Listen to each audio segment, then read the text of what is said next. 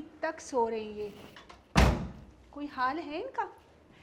शाजी, शाजी, जान उठ भी जाए, पूरा दिन गुजर गया है और आप सोए हुए हैं। उठे। क्या हो गया है? अभी तो सोया था।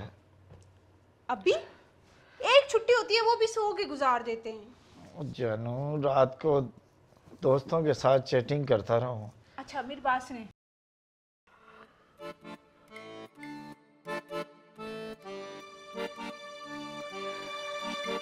अच्छा वो मैंने आपकी पसंदीदा बिरयानी बनाई है और बच्चे बेचैनी से बैठे हैं बाहर, आपका इंतजार कर रहे हैं।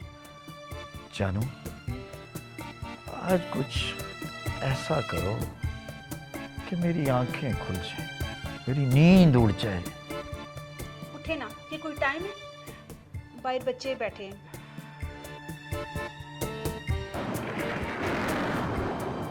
ये सारी रात तुम जिस माँ के साथ चैटिंग करते हो ना, वो कोई और नहीं, मेरी ही दूसरी आईडी है। क्या? खुल गई आंखें?